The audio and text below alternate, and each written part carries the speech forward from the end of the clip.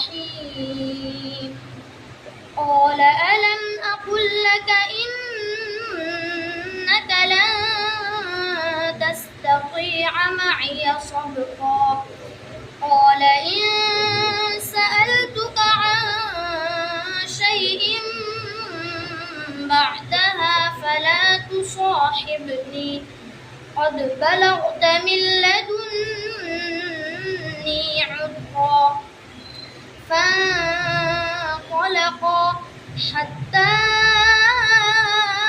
إذا أتيا أهل قرية استطعما